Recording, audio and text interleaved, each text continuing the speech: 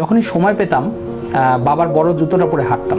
পড়াশোনা পছন্দ করতাম না, খুব বেশি ক্লাসে মনোযোগী ছিলাম না, আর অঙ্ক ভয় পেতাম মারাত্মক পরিমাণে। ফ্রেঞ্চ কাট দাঁড়িয়ে রাখতাম।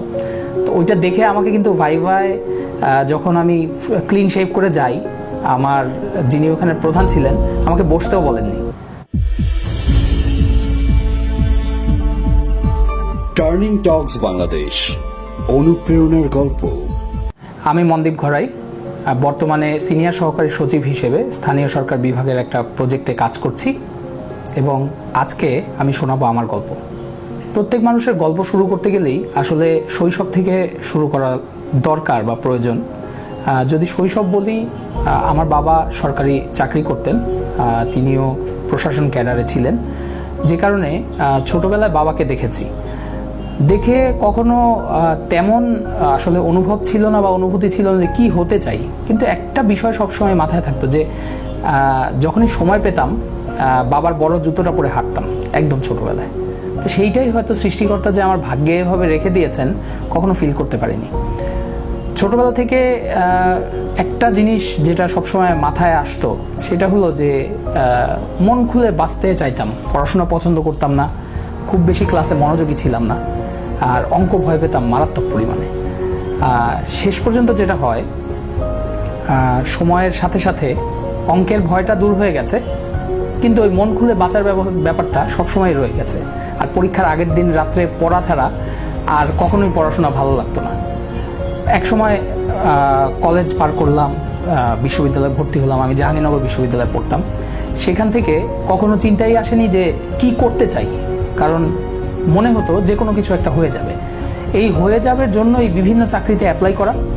এক সময় একটা সার্কুলার দেখে আমি সাংবাদিকতার দিকে হুট করেই ঢুকে যাই।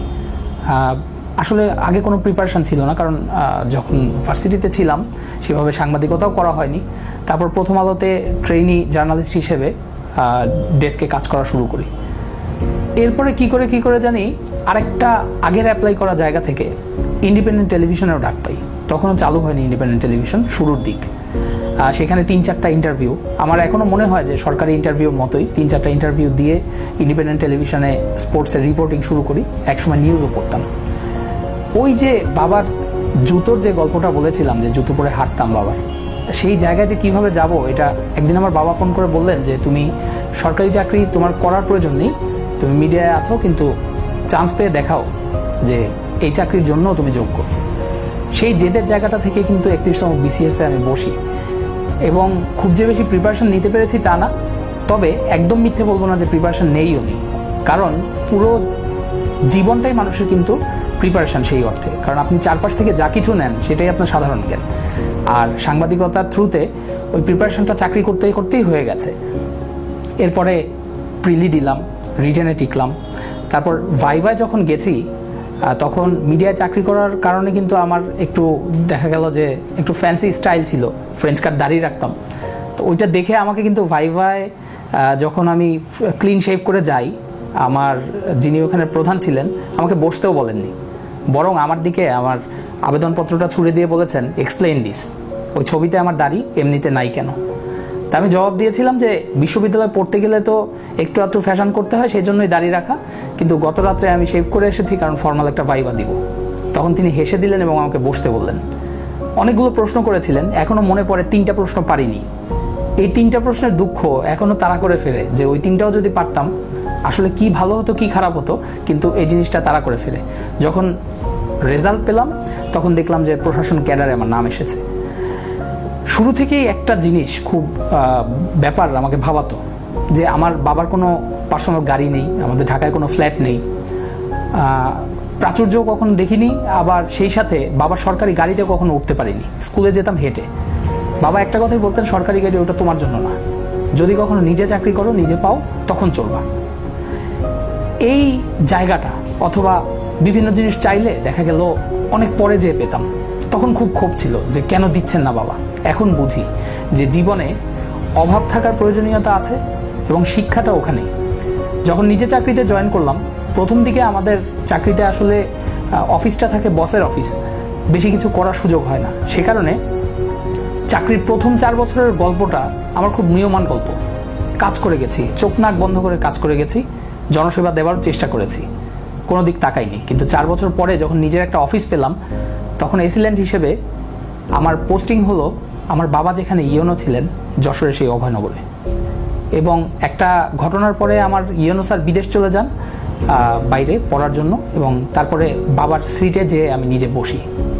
এটা আমার জন্য বড় ইমোশনের জায়গা, যে বাবা যে চেয়ারে বসে এসেছেন, যে বাংলোতে আমরা ছোটবেলা কাটিয়েছি, সেই জায়গায় আমি ইওনো হয়ে গিয়েছি, দায়িত্বটা অনেক বেড়ে যায়।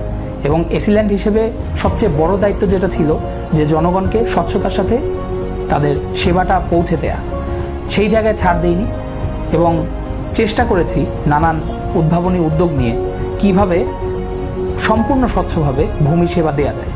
এবং এখনও আমি গর্ব করে বলতে পারি অভয়নগর বাংলাদেশে একটা মডেল হয়ে আছে ভূমি সেবার দিক থেকে, এবং সেটা আমি চলে আসার পরেও আমার উত্তরসূরি যারা আছেন ভালোভাবেই সেটা রক্ষা করে চলছেন। ফিল্ডে কাজ করতে গেলে যেটা হয়, সবাই নতুন কিছু করতে চায় বা উদ্ভাবনী কিছু করার একটা আর্জ কিন্তু বর্তমান প্রজন্মের অফিসারদের মধ্যে সবসময়ই থাকে। আমার মধ্যেও সেই আর্জটা যে খুব বেশি পরিমাণে ছিল, এটা আমি বুকে হাত রেখেই বলতে পারি। এবং সেখান থেকেই আমরা চেষ্টা করেছি অভয়নগরের ভূমি অফিসের মতো একটা জায়গায় স্বাধীনতা বিষয়ক একটা থিম পার্ক করেছি, এবং সেটা সম্পূর্ণ জনগণের স্বতঃস্ফূর্ত আহ্বান এবং অংশগ্রহণে। এখানে কোনো সরকারি বরাদ্দ ছিল না। তারপরে যেটা করেছি, আমরা ভবদহের জলাবদ্ধ যে জায়গা ছিল, সেখান থেকে তাৎক্ষণিক সমাধান হিসেবে আমরা কচুরিপানা অপসারণ করেছি 10টা খাল থেকে, এবং আমার এক ডাকে তরুণ প্রজন্মের 2000 লোক আমরা একসাথে 8 ঘন্টা কাজ করে সেই খাল পরিষ্কার করেছি, এবং ওইটা একটা উদাহরণ হয়ে রয়েছে এখন পর্যন্ত। আমরা 1 ঘন্টায় 3 লক্ষ তালের চারা রোপণ করার কথা ছিল, 4 লক্ষ তালের চারা রোপণ করতে পেরেছি এবং বিতরণ করেছি একই সাথে ওই মানুষগুলোকে নিয়ে। অভয়নগর থেকে যখন আমি প্রধানমন্ত্রীর কার্যালয়ে পোস্টিং নিয়ে A2I প্রজেক্টে চলে আসলাম, ওই সময় কিন্তু হঠাৎ করে মনে হলো যে জনসেবার এত সুযোগ থেকে কেমন জানি অফিসিয়াল কাজের মধ্যে ঢুকে গেছি। তখন আমার মনে হলো যে না, আসলে থেমে যাওয়া কোনো মতেই যাবে না। যখন মানুষের পাশে থাকতে শুরু করেছি, পাশে থাকতে হবে নিজের মাধ্যমেই। লেখালেখিটা সত্যি কথা বলতে, আমি কলেজ লাইফ থেকে লেখালেখি করতাম, টুকটাক কবিতা লিখতাম, কিন্তু কখনো কোনো দিন যে বই লেখা হবে, লেখক হয়ে উঠব, এই চিন্তাগুলো করতে আসলে সাহস লাগে। সেই সাহসটা সঞ্চয় করে ওঠাটা একটু কঠিন ছিল। নিজের হোমওয়ার্কের খাতায় লিখতাম, প্র্যাকটিক্যাল খাতায় লিখতাম, তারপরে নোটবুক যেগুলো আছে ওগুলোতেও লিখতাম, কিন্তু কখনো বই লেখার কথা মাথায় আসেনি।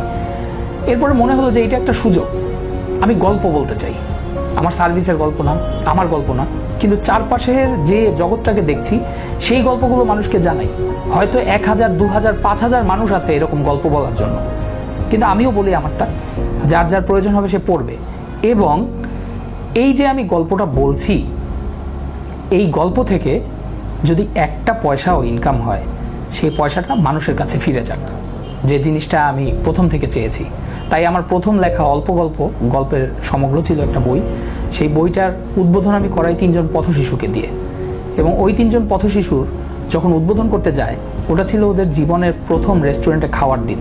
আমরা একসাথে অনেক মজা করেছি এবং ওদের বলে দিয়েছি যে এই বই থেকে যে টাকাগুলো আসবে, হয়তো বেশি না, কারণ প্রথম একটা মানুষ যখন বই লেখে এত বেশি টাকা আসে না, সত্যি কথা, কিন্তু যাই এসেছে আমরা ওটা ওদের জন্য উৎসর্গ করেছি। চেষ্টা করেছি নিজের যে নববর্ষ ভাতা প্রতি বছর পাই, প্রথম বছর ভাতাটা দিয়েছিলাম ওই যে ফার্ম গেটের ওইখানে বাসে হাত কাটা পড়লো রাজীব, সে হাসপাতালে ছিল, ভাবলাম ওর চিকিৎসায় টাকাটা কাজে লাগুক। আমি দেখা করতে গিয়েছি, টাকাটা ওর হাতে দিতে পারিনি, খালার হাতে দিয়েছি। তার 7 দিন পরে রাজীব মারা যায়। ওখান থেকে আমার আরও একটা উপলব্ধি হয়েছে যে জীবনে আর কোনো দিনই নববর্ষ ভাতার টাকা নিজের জন্য বা জামা কেনার জন্য কখনো আর ব্যয় করব না। তার ঠিক পরের বছরই যখন বইটা প্রকাশ করলাম, মনে হলো 3টা পথশিশুকে তো আমি আমার বইয়ের টাকা দিচ্ছি, বাকি যারা ওদের ক্লাসমেট আছে ওরাও তো জানতে চাবে যে যে মানুষটা তোদের এই টাকাটা দিচ্ছে সে আমাদের জন্য কিছু করলো না। তখন এই চিন্তা থেকেই বাকিদের জন্য আমরা নববর্ষের দিন ওদের সাথে নববর্ষ উদযাপন করলাম, এবং আমার নববর্ষ ভাতার পুরোটা ওদের দিয়েছি। সেই সাথে পরের বছর যখন বই প্রকাশ করতে যাচ্ছি, মনে হলো মানুষের সেবা যদি করতে চাই বা মানুষের পাশে দাঁড়াতে চাই, সেক্ষেত্রে ব্যাপারটা বহুমুখী হওয়াটা জরুরি। আমার বইয়ের মোড়ক উন্মোচন এবার করলেন বৃদ্ধাশ্রমের বাবা মায়েরা, এবং মোড়ক উন্মোচন অনুষ্ঠানে আমার মাকে নিয়ে গিয়েছিলাম ওই বৃদ্ধাশ্রমে। এবং ওখানে বসে ঘোষণা দিয়েছি যে আপনারা যারা বৃদ্ধাশ্রমে থাকেন আপনাদের প্রত্যেকের একটি করে সন্তান আজকে যোগ হলো। মনদীপ নামে আরেকটা সন্তান আপনাদের আজকে থেকে থাকবে। এই বইয়ের যে আইডিয়ার কথা বললাম, এই জিনিসগুলো তো হলো ব্যক্তিগত দায়বদ্ধতার জায়গা থেকে করি। মনে হয় যে দেশটা আমার বাবা বীর মুক্তিযোদ্ধা, যখন তিনি যুদ্ধ করে দেশ স্বাধীন করতে পেরেছেন, এই স্বাধীন দেশে তার সন্তান হিসেবে কিছুটা দায় দায়িত্ব তো আমারও আছে। আর অফিসিয়ালি যদি বলি যে এখন কি করছি বা এই সাম্প্রতিককালে কি করলাম, অভয়নগরের মনদীপকে অনেকেই চেনে, কিন্তু বর্তমানে স্থানীয় সরকার বিভাগের এলজিএসপিতে কাজ করে মনদীপ কি তাহলে থেমে গেল অফিসিয়ালি? এই প্রশ্ন যদি আসে, উত্তরও আমার কাছে আছে। আমরা গ্রামে গঞ্জে আমাদের যারা ইউনিয়ন পরিষদ চেয়ারম্যান, সচিব, মেম্বার আছে, ওনারা সবসময় দেখা যায় যে আমাদের লোকাল লেভেলে তাদের সাথে যোগাযোগটা আমরা ঠিক ওই বাসার পাশে দেখা হলে হাই হ্যালো পর্যন্তই থাকে। কিন্তু আজকে যদি ঢাকায় বসে আমি চাই আমার বাগেরহাটের মোরেলগঞ্জের একটা ইউপি চেয়ারম্যানের সাথে অথবা মহিলা মেম্বারের সাথে আমি একটা উন্নয়ন কার্যক্রম নিয়ে কিছু কথা বলতে চাই, সেই নাম্বার আমাকে কে দিবে? এই তাড়না থেকে 1 মাসের মধ্যে দেশের 68,000 চেয়ারম্যান, মেম্বার, ইউপি সচিব, ইউডিসির উদ্যোক্তা সবার নাম্বার কালেক্ট করে ফেললাম এবং কোনো প্রকার সরকারি বরাদ্দ ছাড়া আমি, আমার এক বন্ধু আছে রনি, দুজনে মিলে এবং আমার যারা টিমে কাজ করে অফিসিয়াল টিম, সামি, মাসুদ, নাহিদ এবং মাহবুব, এই কয়জন মিলে দিন রাত খেটে আমরা আমার ইউপি নামে একটা অ্যাপ তৈরি করে ফেললাম, যেখানে এখন বাংলাদেশের প্রত্যেকটি চেয়ারম্যান, মেম্বার, সচিবের নাম্বার আছে।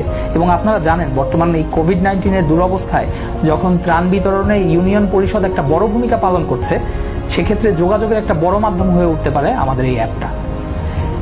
অনেক সময় বাকি রয়েছে, যদি সুস্থভাবে বেঁচে থাকি তাহলে অনেক সময় আছে, কিন্তু সুস্থতার নিশ্চয়তা কেউ দিতে পারে না। যতদিন বেঁচে থাকবো এটুকু অন্তত চেষ্টা করে যেতে চাই। খুব বেশি কিছু একজন মানুষের পক্ষে কোনোদিন করা সম্ভব হয় না, কিন্তু অন্যদের চোখে আঙুল দিয়ে দেখিয়ে দেয়া যায় কি করা সম্ভব যার সামর্থ্য আছে। আমার চেষ্টা থাকবে বাকি দিনগুলোতে জনসেবা ওই পর্যায়ে নিয়ে যাওয়ার, যাতে প্রত্যেকটা মানুষ মনে করে এই চাকরিতে আসলে মানুষের সেবা করা যায়, মানুষের পাশে দাঁড়ানো যায়, সেই সুযোগটা সৃষ্টি হয়। 10টা মানুষ যাতে হাত তুলে দোয়া চাইতে পারে, সেরকম কাজ করে যাওয়ার চেষ্টা করব আজীবন। টার্নিং টকস বাংলাদেশ, অনুপ্রেরণার গল্প।